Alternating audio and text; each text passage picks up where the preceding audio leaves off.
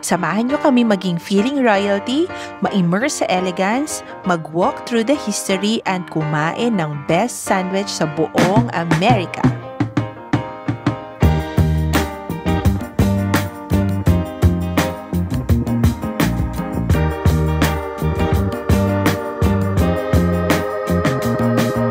Lumilipad yung mga miss.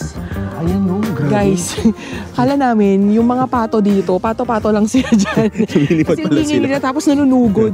Oh my God. Guys, nandito kami ngayon sa Pennsylvania. Good morning. Attend kasi kami nung wedding ng cousin namin. Nandito Yes. kami sa Elkins Estate. Yes. Alam mo guys, hindi pa kami nakakapag-Europe ni Den. Kaya Pero nga. dito sa lugar na to, Feel na feel mo. alam mo, sabi ko kahapon nung dumating kami dito, parang para tayo nasa Europe. Kahit nasa labas ng estate, yung mga bahay Correct. ibang klase yung Iba. architecture, di ba? Oo. Tapos ngayon, sinearch namin, yung pala yung style dito. Ganun yung style. Oo. Yung tipong old architecture, ganyan. Actually, yung labas, more of the Americanized talaga sila. Pero classic American na houses. As in, yung mga old American houses. Pero dito sa buong estate, ano kasi siya eh.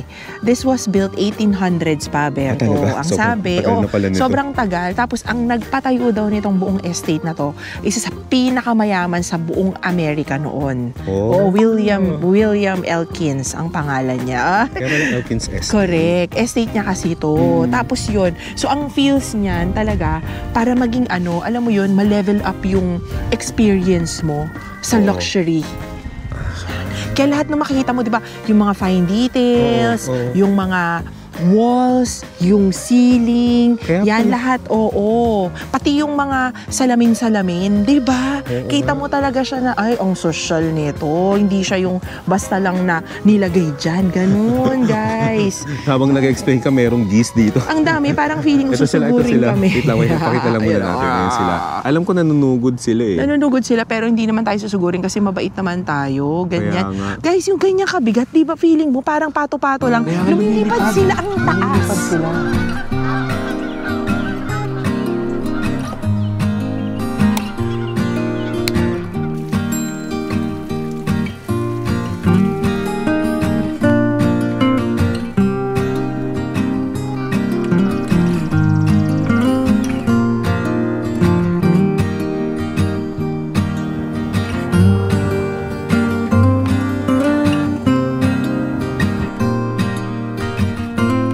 Guys, samahan nyo kaming mag-room tour. Wow, Berto. Tingnan mo. Grabe. Ito. Sobrang kakaiba yung Ibang-iba mga dito hotel. sa Amerika, no? Kaya nga, Oo. room tour tayo dito sa isa sa mga kakaiba naming experience dito. Kasi syempre, sanay na sanay tayo, di bang nagro-room tour sa mga different types of hotel. Ngayon, ipapakita namin sa inyo kung bakit kami napawaw dito. Pagpasok ng door, eto agad yung full panel ng parang dresser. Tapos, meron siyang Meron ganito. siyang goodies eh. Ano ba to free? Hindi. Ay, Pabera hindi? mo siya. Babayaran mo Oo, yan? dollars Okay. yan, Ah, dollars. okay. Tapos they have Nespresso machine. Oo. Tapos meron silang ganito, may instant bar. Kasi meron silang mga tonic, ganyan. Ano yung price? Oh, ito yung price, guys. Yung Meron lababo. silang sink. And then meron silang kakaiba. Grabe naman. Grabe namang ref Oo. yan. Uy, may yellow Yung na. ref nila, kaya nga, 2 doors yung ref. Tapos, dito sa area na to, pag tinignan nyo, meron silang TV and, of course, ang favorite part ni Berto, yung Working area. Working area, 'di ba? Na pwede siyang makapag-edit dahil ilang linggo kami dito, guys. So, kailangan namin magtrabaho. Ayan. Tapos, itong area na to, tingnan nyo naman, guys. May paganito pa sila. Grabe, aesthetic. Diba? Aesthetic. Ito na tayo sa bed. This is actually a queen size bed. Queen room yung tawag nila dito. O, di ba? Mamaya na tayo mag-plunge dito para makita. And Merong Bluetooth speaker na Yeah. na retro. retro. Tapos ito, guys, syempre meron kayong heater, aircon, pwede na yan. Tapos dito tayo sa toilet. O, Alam mo, full bukod tangi amenity. talaga Tas yung dito, mga tingnan mo, bathroom tingnan mo. ng sa Amerika. Diba? Ang hilig nila talaga sa ganitong design, correct. honey. Tapos tingnan nyo, Grabe. ito yung mga sampayan ng mga towel ninyo. Oh, full amenity with, mga toiletries. Tapos, shower. Grabe namang tile Tapos, yan. ito ulit. Grabe naman yung tiles, ganito. honey. Tapos, touchscreen. Yan. Tapos, mahilig talaga sila sa ganito, guys. Yan. May tabo tayong dala? Yes. Okay, Walang good. bidet guys, pero nagawa naman natin ng paraan yan dahil tayo ay mga Pilipino, kailangan may tabo. Tapos alam nyo ba guys, dito, ang isang nice to know na itong estate from doon sa family, Elkins family, hinand over nila to sa mga madre, mga Dominican nuns. Talaga? Naging Oo, kumbento? kumbento, promise. Kasi nga, kailangan ng tirahan ng mga madre noon. Tapos, retreat house. Grabe. Oo. Ang galing ng transition Kakaiba, na yun. di ba? Biruin mo, naging sobrang social siya na Oo. lugar. Sobrang ang daming mga parties dito. Tsaka mga mayayaman, Oo. yung imbitado Tapos biglang dito. napunta sa mga madre. Alam nyo guys, Tahimik. yung mga retreat houses kasi, ano sila very special sila kasi doon talaga, alam mo yun, nagpe-pray, di ba? Nagbabalik loob, nagmumuni-muni. Di ba pagka if you want something out of the busy city life, ang pinakamalapit sa atin, Tagaytay eh. Oo, Ano tama. yun eh, sobrang lamig, peaceful, malayo ka sa ingay ng traffic, ganyan. So isipin mo, itong buong manor na to, bigla siyang naging lugar ng mga madre. At ito, decades. Super loud, mga party, mga ganyan. Oo, tapos biglang prayer house. Naging solemn, no? Oo. Grabe dito guys, umikot kami dito sa may gilid ng Elkins Estate. Sobrang nagulat kami sa mga puno na nandito. At tingnan nyo ha, titingnan nyo, pupunta ako dito sa gitna. Grabe. Alam mo yung mga Pasok puno ka. dito? Pasok ka, pwede kang pumasok sa puno. Alam mo yung mga puno dito guys, 1800s pa din siya. Diba? Feeling ko hindi lang 1800s yan eh. Hindi mo siya Before mayayakap. pa. Hindi mo siya mayayakap. Kaya nga, before pa yan. 1/3 lang yung kaya mong yakapin. Grabe. Ang ganda. Isipin mo tong lugar na to, Berto, kapag ka nag-summer o kaya nag-spring, ang ganda siguro. Ang ganda. Actually, kahit ngayong winter, ang ganda din yan. Nagsisimula na yung mga bubot eh. Grabe guys, kahapon, nakita kami first time ng cherry blossom. Ang ganda. Buruin mo, di ba, lagi kami nagpupunta ng Japan din para sa cherry blossom. Kaya Never namin siyang nakita. Never nakita, never nasaktuhan. Ilang beses na kami nagpunta. Merong mga Yung plum, yung Tsaka plum parang tree, paisa-isa, yun. hindi hindi talaga siya yung hindi talaga eh. full bloom. Pero dito, kahapon nakita kami, grabe. First time namin nakakita ng cherry blossom tree. Tapos Correct. confirm nung uncle ko. Sabi ko, uncle, yan ba yung cherry blossom tree? Yeah, that's a cherry blossom tree. Paano, uncle? Uncle, is that a cherry blossom Wow, tree? warm up na yung English ni Berta dito guys sa USC. Day 4 na namin. De. Tapos nagpapapicture kami doon sa Amerikana. personnel dito. Kaya nga. Sabi ko, hindi, sandali Uy, lang. Ito lang Sandali gamitin mo. lang. Ito lang yung phone na gamitin mo. Tapos natawa yung mga Filipino-American na Ayaw kasama nga. namin. Kasi nga, na-show naman nito wala na- pala tayo sa Oo, Pilipinas. grabe. Para ka talaga nasa Europe. Pero nasa Pennsylvania ka, di ba? Kaya nga. Oh, grabe. Hi! Merong kumausap sa amin na friend ng bride kanina. Tapos Na-practice agad yun. sinasabi niya na maganda yung place. Paano in English? Sandali lang. Na maganda yung place. Yeah, this place is huge. Yeah. Yeah. Buti na lang yung mga English ko medyo Naipon pa. up to the Naipon point. pa, Hindi, guys. medyo nakabato ko ng English Kaya na nga eh. ilang Ano sabi mo, English. yeah? Hindi, alam mo, sa totoong buhay, pag uwi natin, mag-aaral ako. Pasok ka. Hindi guys, kasi, di ba yung mga English kasi natin, kunyari, punta Japan, ng Korea, ng Taiwan, yung English mo doon, English lang super eh, basic, basic tapos English. hand gesture. Dito kasi, how you been? You want something? Kaya nga. Dire-diretso, parang, wait. Yung English ko, I'm nosebleed. ngayon ko lang napatunayan, yung English ko pala limited. Kasi akala ko yung English ko superior. Guys, limited edition. lang pala eh. Pero Hindi, okay lang yun. Kaya mamaya Okay si lang Den, yun. pagka reception na nandun na yung mga Bakit? klase namin, siya yung translator ko. Si Den. Hala, to si Berto. Huwag ka masyadong magsalita kasi. Di, syempre magkikwento ako doon, tapos ikaw magta-translate, di ba? Hindi. Translate.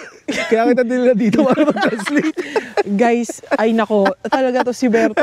Alam nyo, ito trivia din to ha.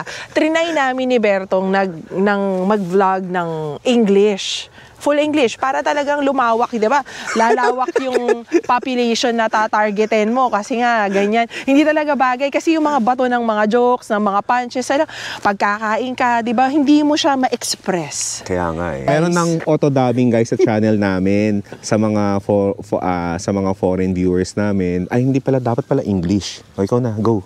Ay, dubbing nga eh. Kaya nga. Ay, kung dadub, idadab na rin nila yun. Hindi, English muna. Go. Yan. Go. Guys, for our foreign viewers, actually have good news. There would be an available dubbing for our channel. English. Yun na yun. Okay na yun.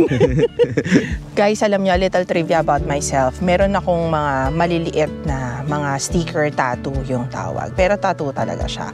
Pakita ko sa inyo. Para lang din a deeper knowledge of me. Ito, heart.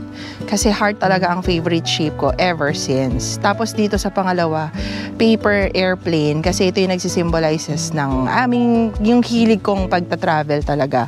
Tapos ito, pot to.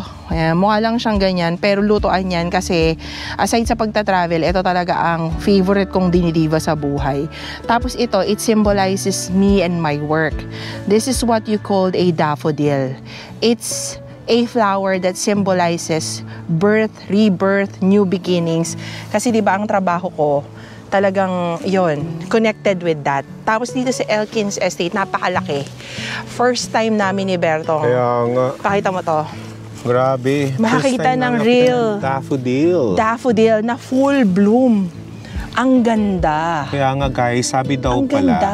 ang daffodil, nagbo-bloom siya after the winter. Long winter. Kasi nga, Oo. parang to give, parang hope na, oy, magsa-start anew na tayo. Di ba ganon? Kasi Grabe. nga, Ang ganda niya, honey. Oo. Yan palang itsura niya. ganyan ang itsura Personal, niya. di ba? Two-toned. Two-toned. Di ba?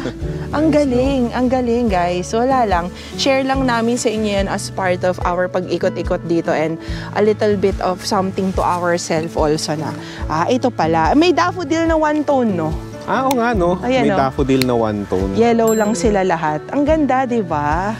Guys, di ba napansin nyo, mahilig ako mag-incorporate ng mga soundtrack, mga music na nakaka-complement. Siya talaga yun.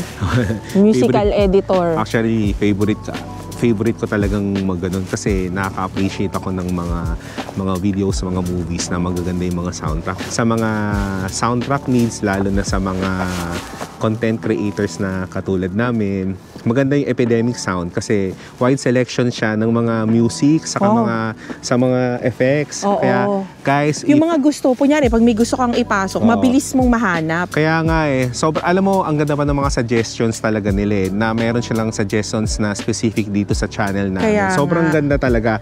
Napag-aralan na nila yung mga gusto kasi para doon sa channel. Kaya guys, kung gagamit kayo first time ng Epidemic Sound, huwag niyo kakalimutin itong link na to para sa mga discount. So yun guys, nakwento na namin ng konti itong kung anong meron dito sa Elkins Estate. Kailangan na namin Kailangan namin bumalik sa room para mag-prepare sa wedding. Kaya nga. See ya! Share namin some snippets of the wedding. From pag-ayos ng wedding venue, ito naman ang wedding attire namin. Feel na feel ni Ante ang aura, mas feel na feel ni Berto ang hallway. Setup ng VIP table, premium feels ang table setup dahil nire-ready na kami sa ganitong starter. And healthy salmon for our main course. To end the wedding, dapat ganyan ang tinginan.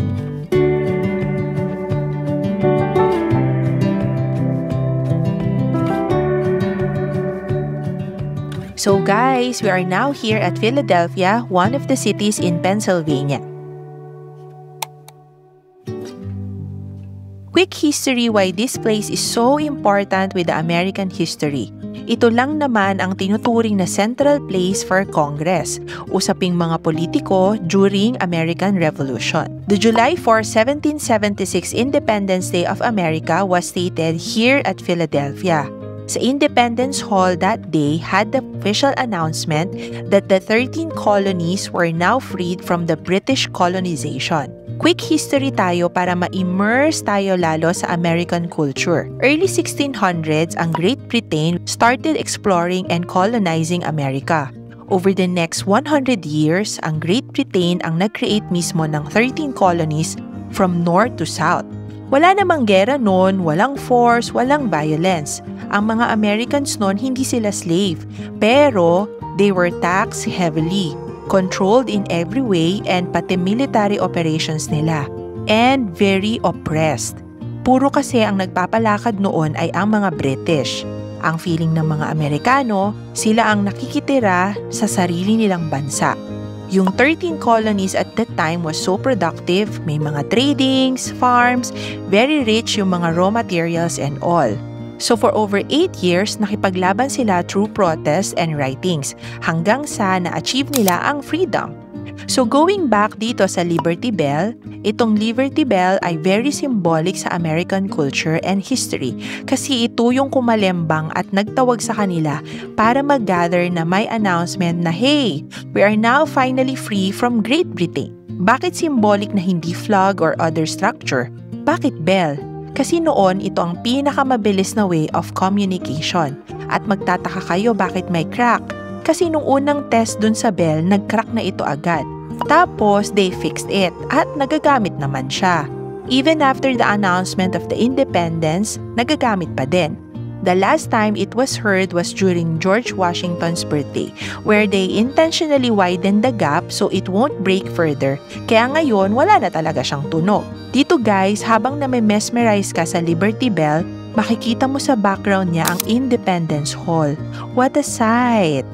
Marami din itong ni-represent, freedom from slavery and women empowerment. Dito sa kanya nag-start talaga lahat simula nung pinatunog siya noong i-announce na ang Independence Day. Sa souvenir shop, ang dami naming nakita. Mga souvenir, shirts, stuffed toys, keychains, mga memorabilias. Oo nga pala guys, dito din ang very famous movie icon na si Rocky. Tapos, nung papunta na kami sa next destination, nadaanan namin itong Philadelphia Museum of Art. Ito mismo yung stairs kung saan tumakbo si Rocky paakyat at tinaas yung kamay sa movie. O diba, from history to Hollywood real quick.